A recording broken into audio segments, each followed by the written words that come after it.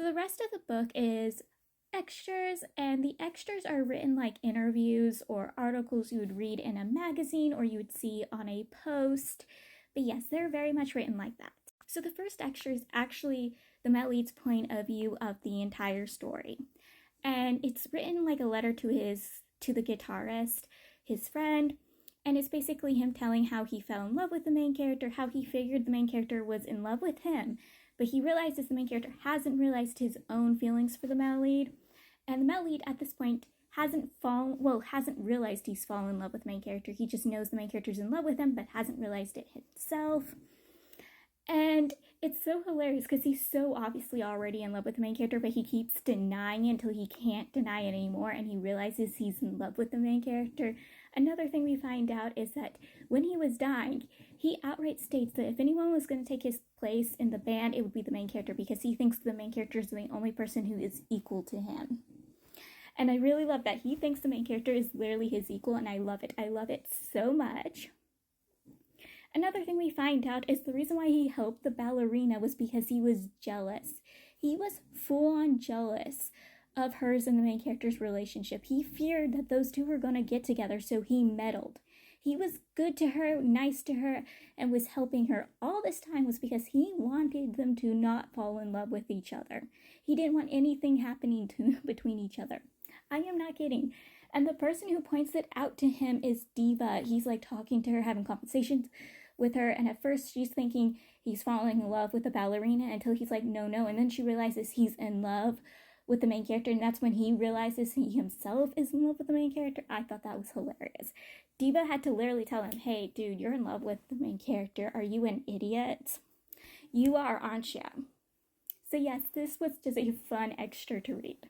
So one of the other extras, it's in the point of view of the guitarist, and he already knows the main character and my lead were in love with each other from the get-go. Like, he was watching them fall in love with each other, be romantic with each other, just waiting when the two would get together. And when they did get together, he was sitting there tapping at the male lead, winking at the male lead, pointing at the main character, basically having the fun, and the main lead being like, if you have a question, just ask me. And he's like, no, I won't ask, even though he knows the male lead will tell him if he asks the male lead, unlike his others. But he points out the male lead plays favoritism towards the main character. Like, when the male lead wanted them to use the main character's version of the song the male lead was supposed to write, he's like, no, we're using your version. And the male lead refused because he liked the main character's version better. And he's like, no, this is just favoritism.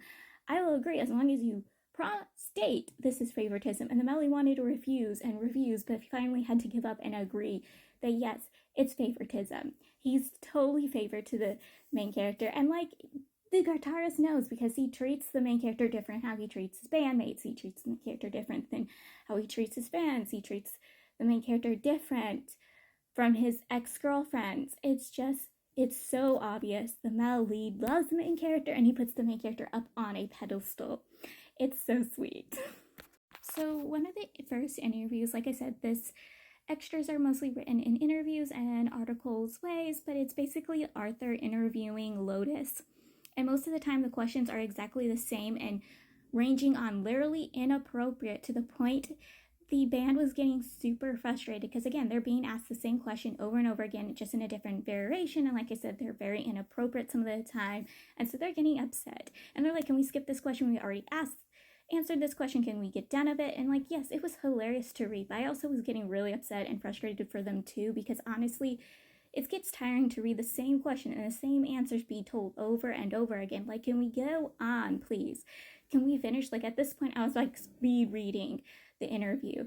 But it was hilarious to watch them turn to their manager or call out at their manager and be like, hey, so you better run. We're done with this. You better run because we're upset. Like, it was hilarious to read. It's the best extra in this whole book series, and honestly, it's probably the best thing in this entire series, is the interview with the manager. This man is ripping into them. He's throwing shade at his band. Like, he is just done with their bull. Like, this man is just telling all kinds of stories that puts them in bad lighting. He brings out their worst sides. Like, this man is just, he has enough material to ruin their career. He even outright states that if he wasn't their manager, he'd probably be a fan. But because he's their manager, he's an anti-fan.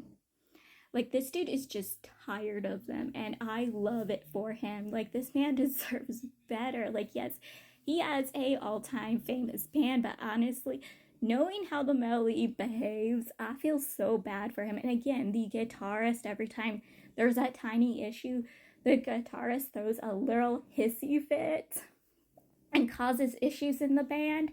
This man probably has a headache and a half. This man deserves more money. He's probably getting paid a ton of money, but honestly, he deserves even more. It's like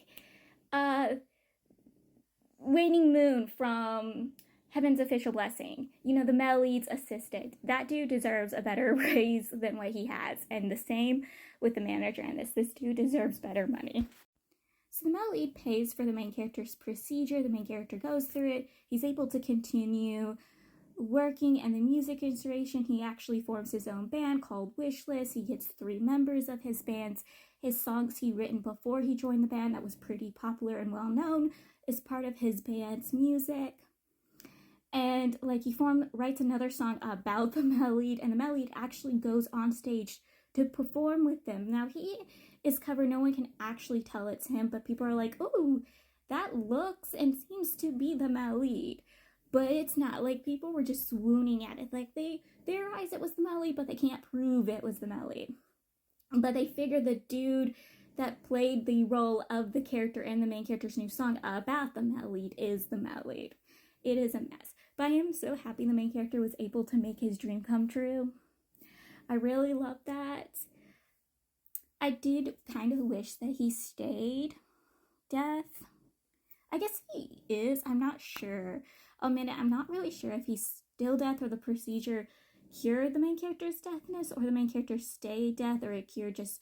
I'm a little confused about that part. Can someone explain to me that if the main character got completely cured or just cured enough for the main character to be able to still perform? I was a little confused about that part. But I'm also stupid, and we all know I'm kind of stupid. Also, I think another fun thing that was told us in the extras was that the drummer kissed every single one of his members on the lips, full on the lips, at a concert. He just went up to them and smushed them. It was his first concert with them, and he just grabbed hold of them and kissed every single one of them. They could not escape him. He just gave them full-on lip kisses. And he was even asked during the interview, who was the best kisser? I will admit I don't remember which one it was. I think he says the worst kisser was the Mel Lead because his lips did not feel nice because the Mel Lead wasn't able to drink any water before he ran up to the Mel Lead to kiss him because the Mel Lead was the first one he kissed. I thought that was hilarious. I love it. I honestly will admit right here and now, I ship the drummer with any of his members, and I specifically ship him with the Mel Lead. It is just so fun. So reading the guitarist's point of view, I can't help but ship him and the main character. He outright states that he is jealous that the Mel Lead has somebody like the main character in his life, someone who is both a fan and a support system, someone who is also a muse, inspiration. He even gets inspired by the main character. He literally outright states he starts walking around with a notebook because the main character carries a notebook with him everywhere to write songs or take notes, and he starts doing the same thing. And it makes it easier for him to write. But again, he outright states the main character inspires him to write music. And like I said, he's jealous of the relationship between the main character and the Mel Lead. So yeah. And he wants somebody like the main character in his life. So yeah, I'm a little bit shipping it. You guys can tell me I'm wrong. I won't fight you guys on it because again, the guitarist has annoyed me. The manager and the leader of the group also gives shade to the guitarist for his actions and behaviors and always taking the press or other people's sides instead of the Mel Lead. So yes, I love this series. It's fun to read.